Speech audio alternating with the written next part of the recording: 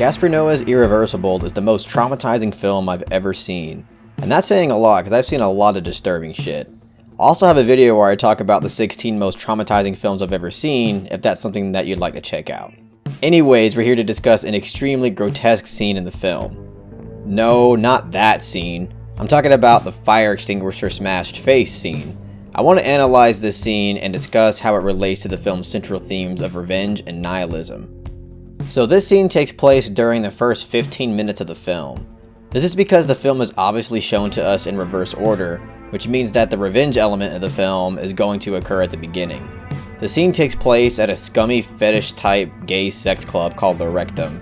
And once you see what's inside, the Rectum couldn't have been more of an appropriate name. The direction and the cinematography throughout the nightclub visit is disorienting, nauseating, and anxiety-inducing.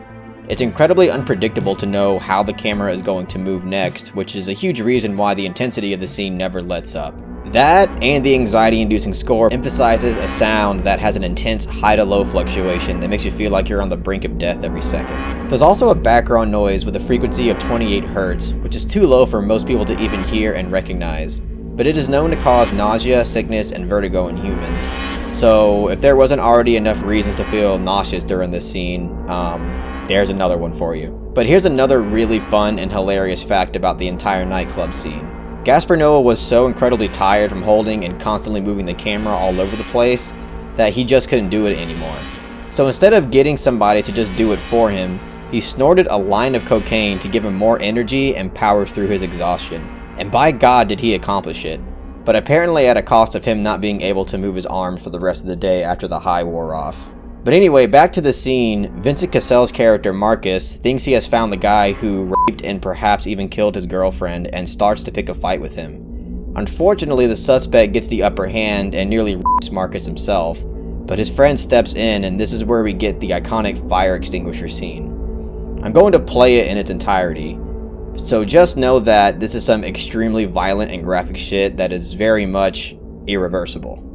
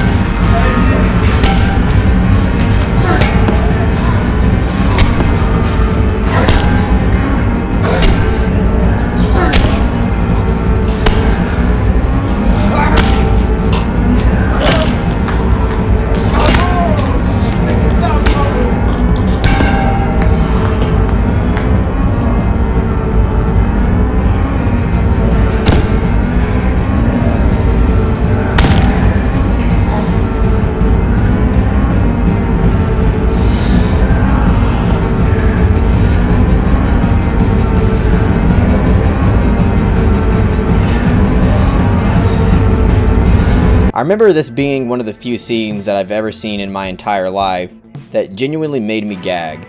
There is something about seeing somebody's head getting smashed into a pulp over and over again that makes it incredibly difficult to watch. But the directing of the camera is something that also elevates the scene and makes it feel a lot more intense. There are a few parts where each time he hits, the camera does this swirl effect that emphasizes and mimics the psychological and physical effect of being hit by a large blunt object. But there's also some special effect details that makes the scene even more disturbing. Firstly, everybody notices the twitching hand go up, which is an image I'm sure a lot of people will not come back from. But the twitching hand is purely CGI that was added in after the fact because Noé and his team felt the scene needed something more. The head is also a combination of latex replica and CGI effects that gives it a more realistic and grotesque effect. But in my opinion, this scene definitely demonstrates the central themes in the film having to do with nihilism and revenge. And it's going to be impossible for me to talk about one without the other, because I feel like they are intertwined in this film. So the reason why I think this encapsulates the theme of nihilism is because everything about the scene is futile, unjust, and meaningless. Nihilism, in a general sense, is essentially the belief that life is meaningless. And I think it is definitely one of the feelings that Gaspar Noé wanted people to feel once the film is over. But when watching the scene for the first time, you seem to gain somewhat satisfaction from it due to the limited amount of information you have at the time. But once the film is over, there are many layers to this scene that you don't realize at the time. The biggest revelation being that the person getting their face smashed into a pulp was not the one who raped and perhaps murdered Monica Bellucci's character, Alex.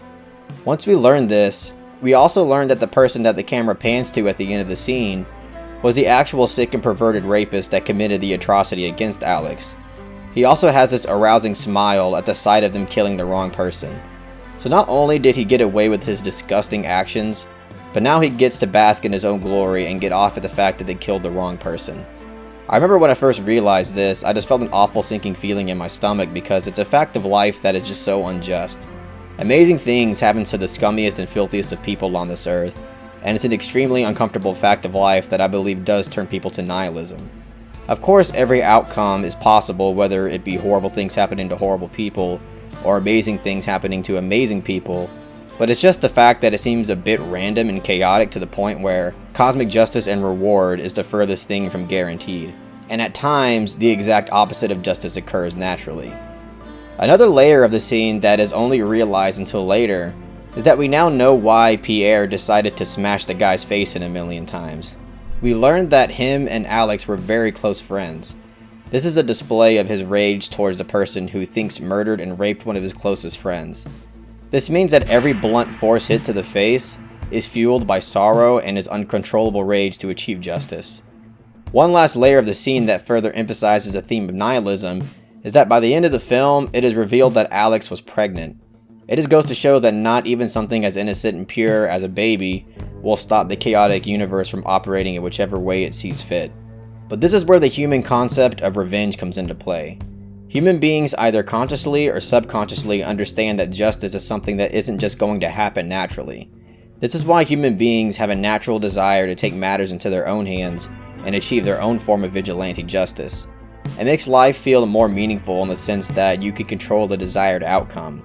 But obviously, as displayed here with this scene, it can lead you down a frightening, life-threatening path, and also yield results that have the exact opposite effect of what you were going for. That therefore still emphasizes the nihilistic aspect of life that this film is conveying.